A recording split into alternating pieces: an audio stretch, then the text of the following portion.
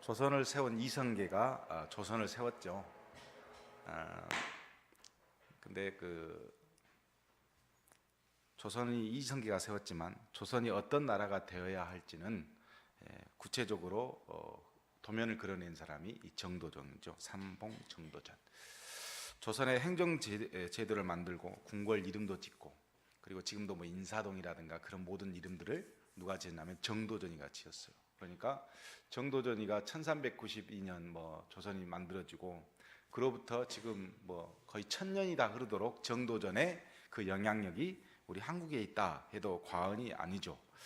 저는 그 정도전이라는 그 드라마를 보면서, 지금은 보지 못하고 있지만 옛날에 보면서 느꼈던 게 하나 뭐냐면, 정도전이가 참 멋있는 사람인 것은, 정도전이가 신하의 나라를 만들기 위해서 굉장히 노력을 많이 하거든요. 그러니까 왕이 다스리는 나라가 아니라 재상이 다스리는 나라가 되어야 된다. 근데 왜 그러냐? 왕은 좋은 놈도 있고 나쁜 놈이 있다.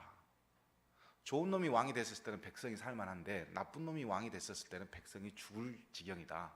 이렇게 훈련되지 않는 왕 한 사람 때문에 나라가 휘청거리는 것은 문제가 있다. 재상이 나라를 다스리면 말단 관리부터 시작해서 꾸준히 훈련되는 코스를 버리고 그와 동등한 사람들이 함께 나라를 통치할 수 있기 때문에 재상의 나라가 되어야 나라가 흔들리지 않는다, 이런 논리를 펴죠. 그것도 부족하니 왕이 오늘 기분 좋으면 오늘은 이렇게 하려 하다가 내일 기분 나쁘면 또 나라의 정치를 바꿔버려요. 이렇게 함부로 뒤집었다 놨다 이렇게 할지 못하도록 법전을 만들자 해서 그가 만든 것이 조선 경국전이죠. 그래서 최초의 왕이 다스리는 나라가 아니라 법이 다스리는 나라를 시도했던 사람이 정도전이다, 이렇게 할 수 있습니다. 그가 만들어 놓은 조선 경국전을 다시 경제육전으로 다시 수정을 봐가지고, 그래서 나중에 경국대전이 완성이 된 겁니다. 그래서 우리나라도 어떻게 보면 법치국가의 질서를 잡아낸 사람이 정도전이다. 그런 의미에서 상당히 정도전에는 높은 평가를 할 필요가 있다, 이런 생각을 많이 합니다. 지금 살아도 정도전의 영향을 받고 산다, 이게 우리의 삶인데, 가끔 저는 교회를 생각할 때마다 성도들이 예수님은 죽으셨지만 예수님께서 주신 말씀으로 살잖아요. 그러니까 그렇게 살지 않으려고 해도 그 말씀이 어느 순간인가 우리 수면 위에 이렇게 탁 깔아져 있어가지고 우리가 그 말씀에 힘입어 살아가는 것, 이게 어떻게 보면 교회고 이렇게 보면 교인이다라는 생각이 들었습니다. 어제 서울에서 공부를 하고 목사님하고 식사를 하는데, 식사를 다 하고 그 건물에서 나오니까 막 소리 지르는 소리가 나는 거예요. 그래서 누가 이렇게 소리를 지르나 했더니 어떤 아주머니 세 분이 학원가 옆에서 식사를 했는데, 학원에 지나가는 학생들한테 막 계속 마이크로 이렇게 이야기를 해요. 뭐라고 하냐면, 이 건물 4층에 무슨 이상한 방이에요. 방에 있는 것은 이만희 신천지 건물이니 학생들은 절대 유혹을 받지 않아서 차를 마시거나 그와 동행하지 말라, 그러면서 막 이렇게 깃발을 들고 막 아주머니 세 분이 해요. 그래서 이제 우리가 목사니까 가서 물었어요. 4층에 신천지 방입니까? 그랬더니 신천지 방인데 자기 딸이 거기에 가가지고 한마디로 이제 유혹을 당해서 성경 교육을 받고 이런 거죠. 그러니까 학원가 옆에다가 이렇게 세워서 학생들을 유혹해가지고 거기서 성경 공부를 하고 이제 그랬던 모양이에요. 그래서 그 옆에 있던 큰 교회 분들이 24시간 돌아가면서 거기를 계속 그 신천지 거기를 학생들이 출입하지 못하도록 마이크를 대고 막 하는 거예요. 그러니까 젊은 남자애들이 몇 명이 나왔어요. 나왔는데 나와서 이제 막 하니까 제 옆에 있는 목사님이 그걸 스마트폰으로 촬영을 했어요. 촬영하는 순간 그 남학생이 아주 밀어버렸어요. 밀어가지고 넘어져가지고 머리를 뒤에다 찍었어요. 찍으니까 경찰을 불러달라 이제 이렇게 요구를 했는데, 경찰이, 제가 이제 보니까 경찰이 왔어요. 가지고 이제 스마트폰 그 찍은 자료를 이제 주겠다고 이렇게 이야기를 하더라고요. 그래서 그걸 보고 있으면서 이 땅에 수많은 교회가 있는데 얼마나 교회 역할을 못했으면 저 말도 안 되는 사람들의 주장에 이 젊은 아이들이 휩쓸리고 그렇게 해서 이렇게 엉망이 되어버릴까, 세상이. 일반인들이 보기에 교회와 교회가 싸우는 것으로 보일 테고 정말 미쳤다 이런 식으로 다 볼 텐데 정말 안타깝다 그런 생각을 많이 했습니다. 사실 오늘 본문도 교회가 어떤 역할을 해야 되는가 요한계시록에서 그 교회의 역할을 분명하게 이야기해주고 있는 것을 보게 됩니다. 그래서 오늘 말씀은 여러분께서 함께 보면서 교회의 역할을 좀 깊게 생각하는 시간이 되었으면 좋겠습니다. 자, 우리가 요한계시록 보면 1장부터 지금 11장까지 왔습니다. 10장까지 전체 내용을 보면 1장에는 요한이 예수님을 만나는 장면, 그리고 2장, 3장에는 예수님께서 7교회에게 써야 할 편지 내용을 전달해주고 그걸 받은 요한이 다 기록을 해서 7개의 편지를 썼어요. 그리고 4장, 5장에 보면 하나님 모습 그리고 예수님의 모습을 보게 되고 이제 6장부터 정식적으로 이제 심판이 시작되죠. 6장, 7장에 가면 인의 심판, 그리고 8장, 9장에 가면 이제 나팔의 심판이 시작되어지고 10장에 와서 잠깐 쉬면서 요한이 힘센 천사로부터 두루마리를 받습니다. 두루마리를 받는데 이걸 그냥 받는 게 아니라 먹어라 이렇게 해서 요한이 먹게 되죠. 먹었더니 입에서는 쓰는데 배에서 엄청 달더라. 그러면서 뭐라고 하냐면 제일 나중에 네가 애언해야 한다. 오늘 10장 제일 끝에 보면 내가 많은 백성과 나라와 방언과 임금에게 다시 애언해야 한다. 이렇게. 그러니까 처음에는 7교회한테 편지 쓸 내용을 했지만 이제는 다시 두 번째 이제 다시 받은 두루마리는 이 세상에게 복음을 전달해야 할 사명을 요한이 받습니다. 그리고 오늘 11장에 왔습니다.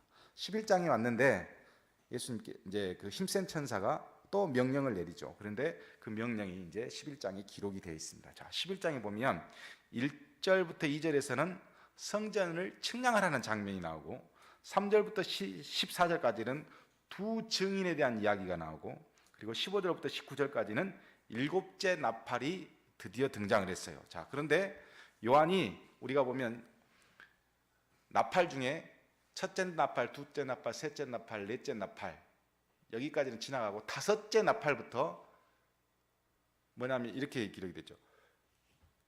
다섯째 나팔을 딱 부니까 야, 화가 있다. 두 번째 화는 더 무섭다. 그래서 여섯째 나팔을 딱 불어요.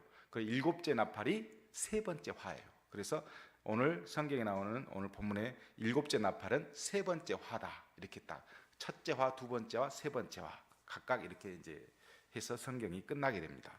자, 먼저 1절에 보면 이런 내용이 있어요. 내게 지팡이 같은 갈대를 주며 말하기를 일어나서 하나님의 성전과 제단과 그 성전 안에서 경배하는 자들을 측량하라 그랬어요. 여러분 뭘 측량하면 이게 왜 측량을 하는 거죠? 내 거 소유 만들려고 그러잖아요. 여기서부터 저까지 측량하고 이렇게 하는 것은 뭐냐면 내 땅이라는 거예요. 자, 그러니까 측량은 소유를 의미한다 이렇게 생각하면 답니다.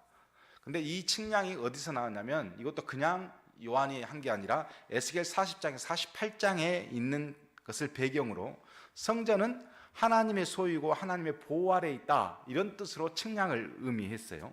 그래서 측량하라, 하나님의 성전과 제단과 그 안에서 경배하는 자들을 측량하라 이렇게 말씀하신 것은 하나님의 보호 아래에 있다 이것을 의미한다고 보시면 되고요. 2절에 보면 단순히 측량하라고 하지 않습니다. 자, 보면 성전 바깥 마당은 측량을 하지 말고 그냥 두라. 그것은 이방인에게 주었은즉 그들이 거룩한 성을 42달 동안 짓밟으리라 이렇게 기록이 되어 있어요. 자, 성전은요 우리가 이게 성전이라고 생각하면 여기를 지성소라고 하면 여기는 성소예요. 그리고 이 성소 밖에 보면 이제 성전 뜰이라고 그래요. 거기를 성전 뜰이라고 하는데 뜰에는 물두병이 번제단이 있고 물두병이 있어요. 그래서 이제 애물을 이제 예를 들어서 내가 하나님께 소를 드려야 되겠다 그러면 성전 밖에서 뜰에서 소를 잡아요. 잡아가지고 그거를 번제를 드려요. 드리고 손이 더러우니까 그거를 물두병에서 손을 다 씻어요. 씻고 제사장이 성전 안으로 들어와요. 자, 성전은 제사장만 들어올 수 있어요. 성전은. 그리고 지성소는 대제사장만 들어갈 수 있어. 그리고 성전 바깥에 보면 물두병이 있고 번제단이 있고, 그런데 이것이 솔로몬 성전 때는 없었던 것이 헤롯이 증축하면서 이상한 그 방들이 생겼어요.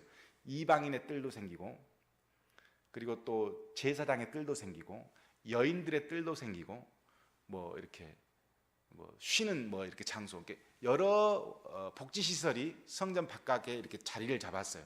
그러니까 요한이 성전을 봤었을 때는 어떤 성전을 봤었냐면 헤롯이 지은 헤롯 성전을 본 거예요. 그런데 하나님께서 뭐라고 그러냐면, 자, 성전과 성전 뜰에 있는 제단은 하나님 보호 아래 두지만 그 나머지 것들은 이방인에게 넘겨주었다. 그래서 거룩한 성을 42달 동안 짓밟으리라 이렇게 돼 있어요. 제가 이 42달은 뭐라고 그랬죠? 예수님의 초림부터 재림까지를 1260일 42개월, 그리고 뭐 그 정도, 뭐 한때 두때 반때, 그러니까 이 모든 것이 다 예수님 초림부터 재림까지를 이야기할 때 42달이다 1260일이다.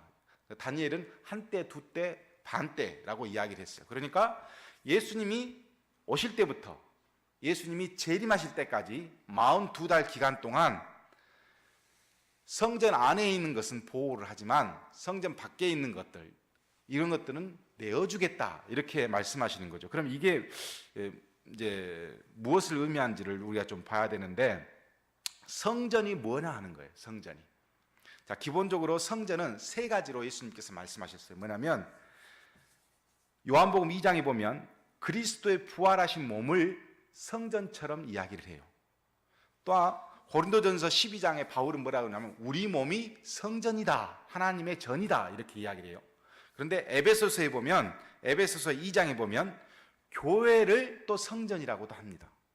그럼 결국 이 교회 건물을 성전이라 한 게 아니고 교회 공동체를 성전이라고 표시를 해요. 그러니까 결국 여기서 말하는 것은 단순한 게 아니고 예수님의 부활하신 몸을 상징하는 것도 아니고, 그리고 성도들의 개인의 몸을 상징하는 것도 아니고 교회 공동체를 의미해요. 자, 왜 교회를 공동체를 의미하냐면 뒤에 보면 또 나와요. 자, 그러니까 결국 측량은 보호와 소유를 의미하기 때문에 하나님께서 보호 아래 두는 부분도 있고 이방인들에게 내어주는 부분도 있는데, 자, 교회를 보호하신다는 것은 하나님께서 교회를 영적으로 이렇게 우리를 이끌어 가시는 거죠. 자, 교회는 제가 말씀드렸지만 초림부터 재림까지 1260일 42개월 동안 한때 두때 반때 이 기간 동안 박해와 고난과 아픔을 당할 수밖에 없어요. 그렇게 되어 있어. 그래서 스데반이 순교를 당하잖아요. 순교를 당했는데 그냥 당한 게 아니라 순교 당했더니 하나님의 뜨거운 어떤 임재가 스데반을 감싸고 있는 장면이 나오잖아요. 마찬가지로 어느 부분은 내어줬지만 어느 부분은 보호하고 계시는 걸 봐요. 그 보호라는 것은 굉장히 영적인 것을 의미해요. 네가 뭐 이렇게 교통사고 나도 내가 보호해주고 뭐 이런 의미가 아니고, 교회가 초림부터 재림까지 세상으로부터 박해를 받고 엄청 어려운 일이 있더라도 하나님이 그 영혼을 붙잡으셔서 우리의 육신의 어떤 고갈, 아픔의 고갈, 여러 가지 박해를 당해도 하나님이 우리의 영혼은 보호해 주신다, 이런 의미로 오늘 기록이 되었다라고 보시면 틀리지 않습니다. 자, 두루마리가 힘센 천사로부터 요한에게, 그리고 요한이 그 다음 이제 우리에게 전달해 주는 과정이 그렇게 기록이 되었다 보면 돼요. 자, 뒤에 이제 교회 이야기를 좀 할 건데 42달 3절에 이렇게 기록이 되어 있죠. 내가 나의 두 증인에게 권세를 주리니 그들이 굵은 베옷을 입고 1260일, 여기는 또 1260일이라고 했죠. 1260일도 42개월 똑같은 말이에요.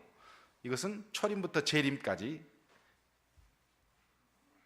자, 애언하리라 이렇게 되어 있습니다. 자, 내가 나의 두 증인에게 권세를 주었다. 여기서 이제 갑자기 두 증인이 또 등장을 하게 됩니다. 자, 이 두 증인이 뭘까? 자, 10장 11절에 보면 요한에게 주신 명령이 그가 내게 말하기를 내게 많은 백성과 나라와 방언과 임금에게 다시 애언해야 하리라. 그런데 이 두 명도 애언해야 하리라 이렇게 되어 있어요. 결국 요한이 하나님께 받은 이 두루마리의 애언을 누구에게 전달해주고 있는 꼴이 되냐면, 계승하고 있는 꼴이 되냐면 두 증인에게 계승하고 있는 것처럼 이렇게 기록이 되어 있어요.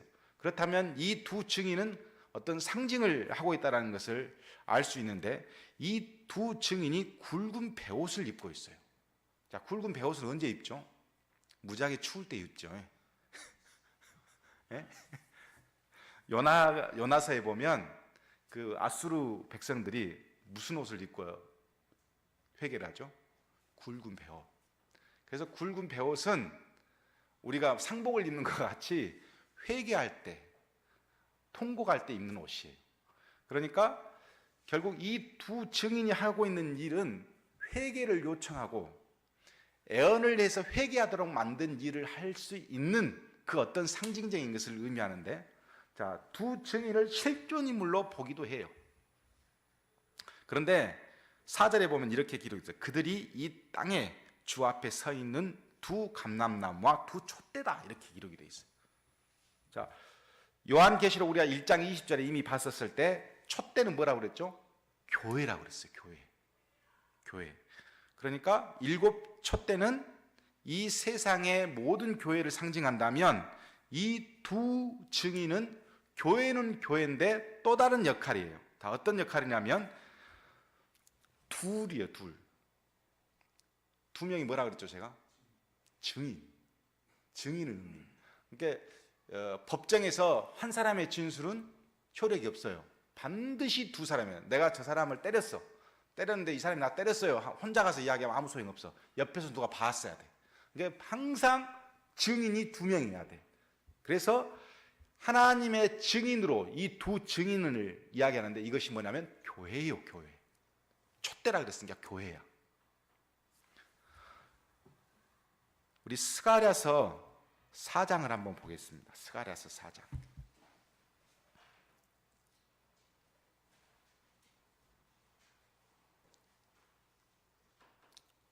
학계, 스가랴, 말라기 글죠. 자, 스가랴서 4장에 보면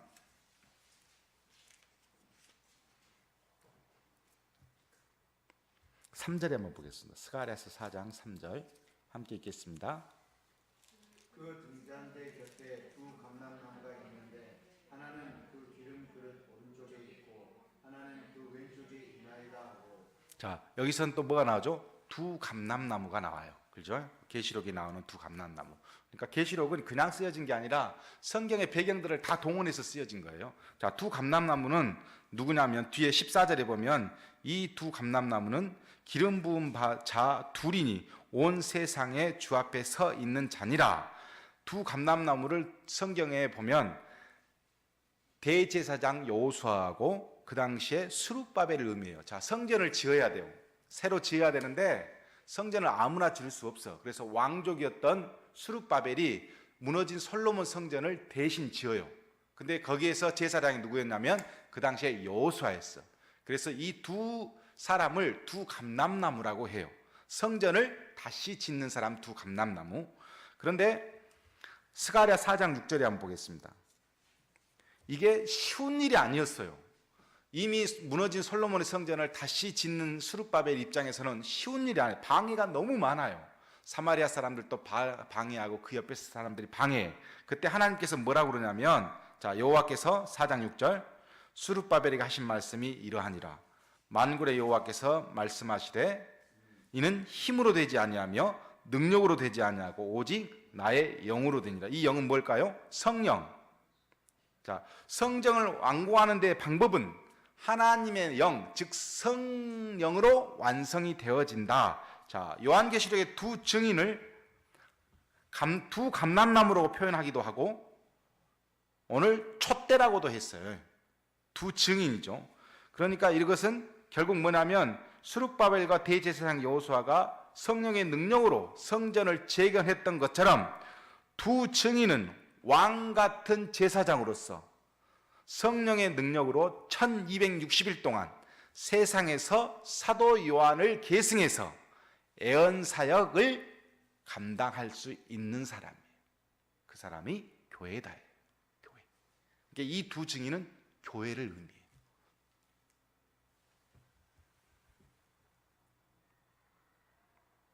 3절에 이 두 증인에게 뭘 줬다고 그러죠? 계시록 11장 3절에 권세. 자, 예수님께서 마태복음 28장 18절에서 20절에 보면 하늘과 땅의 모든 권세를 내게 주었으니 이렇게 해서 이 권세예요. 이 권세. 이 권세를 누구에게 줬냐면 두 증인한테 주었어. 그러므로 너희가 가서 모든 민족을 제자로 삼아 아버지와 아들과 성령의 이름으로 세례를 베풀고 내가 너희에게 분부한 모든 것을 가르쳐 지키게 하라. 볼지어다 내가 세상 끝날까지 너희와 항상 함께 있으리라. 이 권세를 누구한테 주냐면 교회 때 줬잖아요. 그 교회 때 준 그 권세를 두 증인한테 준 것과 똑같은 모습으로 전달해 주고 있어요. 이 두 증인은 확실히 교회입니다. 사도행전 1장 8절에도 오직 성령이 너희에게 임하시면 너희가 뭘 받고? 권능을 받고 예루살렘과 사마리아와 땅끝까지 이르러 내 증인이 되라. 이 권능을 받고, 이 권능이 말한 이 권세. 그러니까 교회는 하나님의 성령의 권능, 하나님께서 주신 권세로 증인의 역할을 감당하는 것이 교회다. 이렇게 보면 됩니다. 자, 문제는 모델이 있다는 거예요. 그냥 이렇게 해라가 아니고 모델을 제시해 주었어요. 그 첫 번째 모델이 5절 6절에 보면 나와 있어요. 자, 모델이 뭐라고 되냐면 5절에 만일 누구든지 그들을 해하고자 하면, 자, 교회를 해하고자 하면 그들의 입에서 불이 나와서 그들의 원수를 삼켜버릴 것이요 누구든지 그들을 해하고자 하면 반드시 그와 같이 죽임을 당하리라. 그들이 권능을 가지고 하늘을 다 그 애언을 한 날 동안 비가 오지 못하게 하고. 그랬어요. 누가 생각나죠? 비가 오지 못하게 한 사람, 엘리야. 그러니까 예를 들었어요. 예를 들었는데 누구를 모습으로? 엘리야. 자, 엘리야를 애언하지 못하게 하고 그 사역을 방해하게 했었을 때 무슨 일이 벌어졌냐는 거예요. 그때 다 850명을 그 자리에서 다 쳐 죽이는 그런 역사가 벌어졌잖아요. 그런 역사하는 것처럼 교회를 방해하고 하면 내가 이런 역사를 베풀겠다. 또 두 번째, 권능을 가지고 물을 피로 변하게 하고 아무 때든지 원하는 데 여러 가지 재앙을 땅에 치리로다. 누가 생각나죠? 모세. 자, 구약의 인물 두 사람을 들었어요. 하나는 엘리야, 다른 한 사람은 모세. 자, 모세하고 엘리야를 사역을 했었을 때 방해한 사람을 내가 어떻게 했느냐. 이 교회가 1260일 동안 예수님의 초림부터 재림까지 내 복음을 애언하고, 그러니까 내 복음을 전하고 하는 일을 감당해야 할 텐데 방해한 자들이 있다. 그럴 때 내가 어떻게 하는가 봐라. 엘리야를 내가 어떻게 했냐, 모세를 내가 어떻게 했느냐, 그렇게 이야기하시는 거죠. 그리고 6절에 가서 7절에 가서 7절과 12절에 보면 신약적인 모델을 또 소개합니다. 이건 구약의 모델이었고 이제 신약이 와서 그들이 그 증언을 마칠 때에 무적행으로부터 올라오는 짐승이 그들과 더불어 전쟁을 일으켜 그들을 이기고 그들을 죽일 터인즉 그들의 시체가 큰 성 길에 있으니 그 성은 영적으로 하면 소돔이라도 하고 애굽이라고도 하니 곧 그들의 주께서 십자가에 못 박힌 곳이라. 누가 생각나죠? 예수님. 9절, 백성도와 족속과 방언과 나라 중에서 많은 사람들이 그 시체를 사흘 반 동안 보며 무덤에 장사하지 못하게 하리로다. 이 두 선지자가 땅에 사는 자들을 괴롭게 한 고로 땅에 사는 자들이 그들을 죽음을 즐거워하고 기뻐하여 서로의 애물을 보내리로다 하더라. 3일 반 후에 하나님께로부터 생기가 그들 속에 들어가매 그들이 발로 일어섰으니 구경하는 자들이 크게 두려워하더라. 예수님께서 예루살렘 땅에서 십자가에 못 박히신 그 장면과 이것을 같이 곁들여서 교회도 예수님의 십자가와 부활과 똑같은 그런 것으로 가야 된다.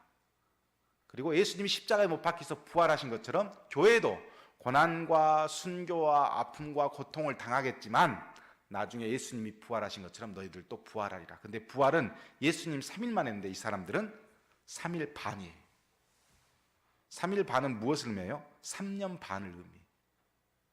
결국 3년 반, 1260일 42달, 42개월 똑같은 말이야. 다 똑같은 기간이야. 이게 뭐예요? 예수님의 재림부터 초림까지. 두 증인이 증언을 마칠 때 무정에게부터 올라오는 짐승에게 죽임을 당한다 그랬어요. 자, 초림부터 재림까지, 재림 기간 동안 교회는 세상으로부터 박해와 심지어 순교를 당하게 되죠. 이때 무적행에서 올라오는 짐승은 우리 뒤에 13장과 17장에 보면 뭐라고 나와 있냐면 세상을 통치하는, 교회를 핍박하는 세상을 통치하는 자예요. 그러니까 세상의 권력을 가진 자, 세상에서 자기 뜻대로 하려고 하는 자가 누구를 핍박해요? 교회를 핍박해. 그 장소가 어디예요? 예루살렘이고 소돔과 고모라라고 그래요.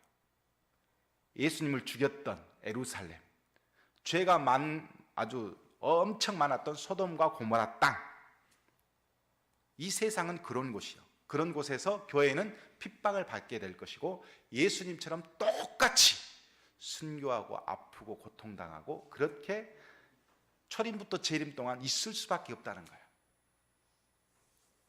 그때 두 증인은, 즉 교회는 애언 사역을 감당해야 해요.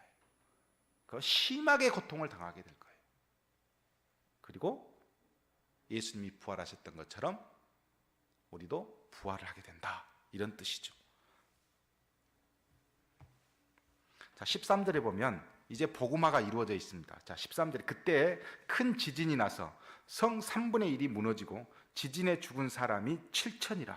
그 남은 자들이 두려워하여 영광을 하나님께 돌리더라. 자, 이렇게 두 증인이 열심히 활동했더니 하나님을 두려워하는, 하나님께 영광을 돌리는 사람들이 생겼어요. 이게 누굴까요? 하나님의 백성들.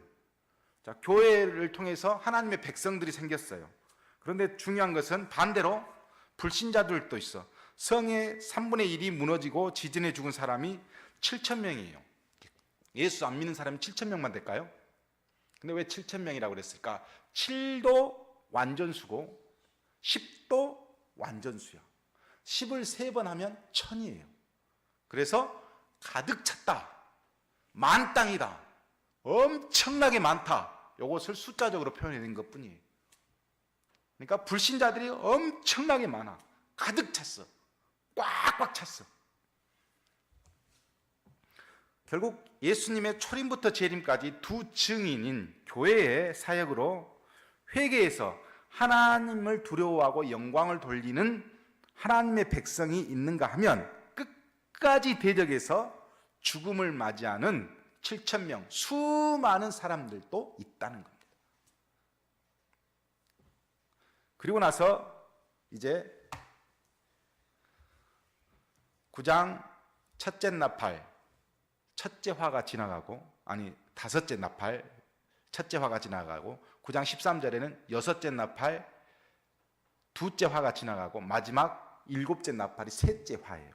셋째 화가 15절에 기록이 되어 있죠. 자, 15절에 뭐라고 되어 있죠?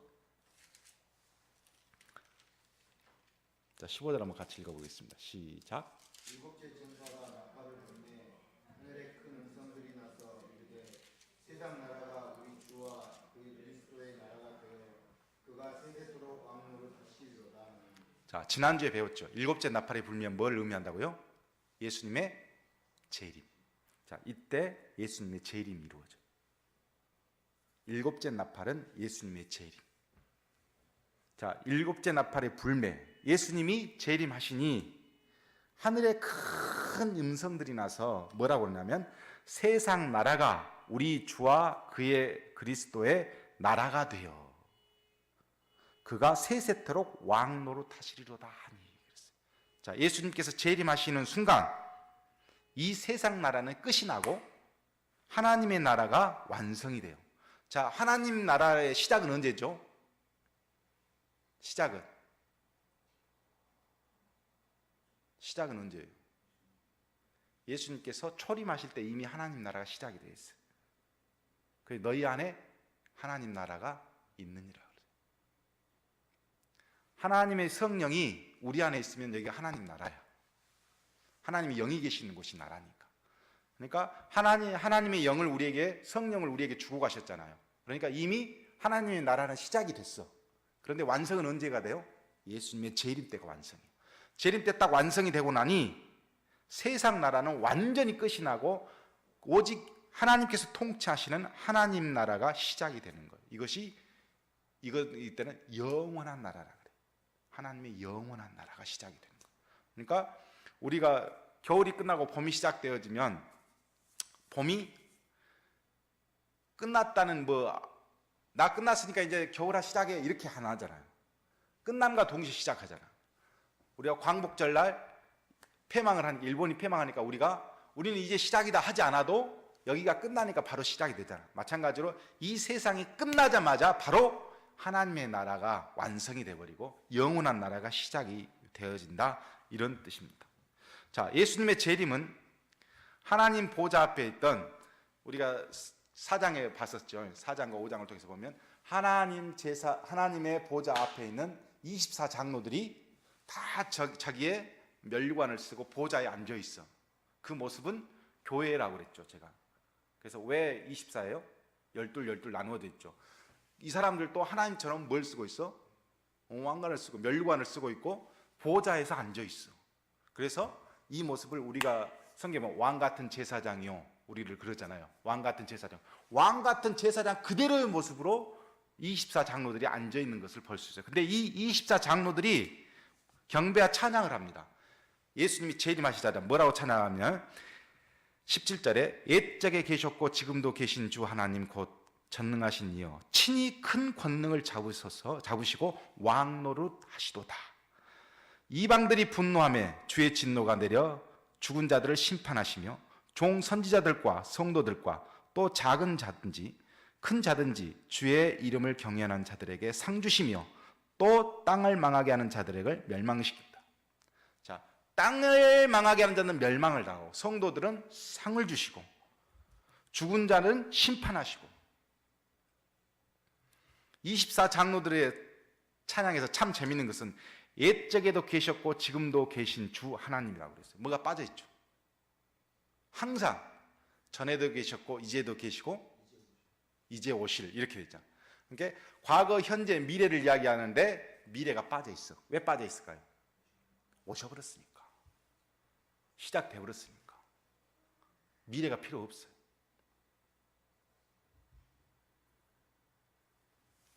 예수님이 재림하는 순간 미래는 없어. 이제 영혼만 있을 뿐. 그래서 여기서 24장로들이 예수님이 재림하는 순간 내일이란 단어가 의미가 없어. 이제 끝이야. 이제 하나님의 영원한 나라가 시작이 되어버려요.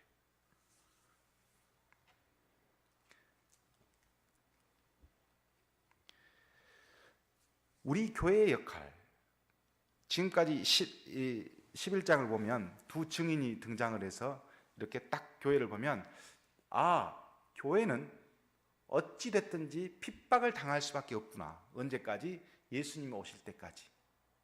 그것이 1260일이라고 숫자적으로 기록이 되어 있지만 이유와 어쨌든 이 기간 동안은 교회는 핍박을 당할 수밖에 없고, 그러나 그냥 놔두지 않고 하나님께서 우리의 영을 보호하시고, 우리가 또 일부분은 순교를 당하고 고통을 당하고 하는 것은 어쩔 수 없이 예수님께서 예루살렘에서 십자가의 고난과 고통을 당하셨던 것과 같이 우리도 이 땅에서 그렇게 이 소돔과 고모라 땅과 같은 이곳에서 어쩔 수 없이 그렇게 살 수밖에 없다. 그러나 교회는 그 일을 감당하고 났더니 어찌됐든 하나님께 영광을 돌리고 하나님을 두려워하는 사람이 생겼어. 그 하나님의 영광을 돌리는 사람과 함께 예수님의 재림을 교회는 맞이하게 되고, 결국 그 순간 교회는 이제 하나님의 영혼과 함께 자리를 잡게 되어지는 것을 11장 전체에 기록해 놓았다. 그러면 딱 맞는 이야기입니다. 여러분이 그냥 교회에 있는 것이 아니고, 또 여러분이 그냥 하는 게 아니고, 어쨌든 교회는 제가 보기에 고통을 당할 수밖에 없어요. 세상으로부터, 통치자들로부터, 짐승으로부터, 권세자들로부터. 그렇지만 교회가 이 땅에서 해야 할 일은 분명해요. 뭐예요? 애언해야 하리라. 애언해야 하리라. 그리고 그 안에 순환당해야 되고, 그러면서 하나님의 나라를 기다리고, 그때 예수님께서 일곱째 나팔과 함께 이 땅에 오시면 우리는 예수님의 통치, 하나님의 나라를 보게 되는 겁니다. 그날을 그리시기를. 이 지긋지긋한 세상에서의 삶이 아니라 예수님이 통치하신 나라가 빨리 와기를 소망하며 살기를 주님 이름으로 축복합니다.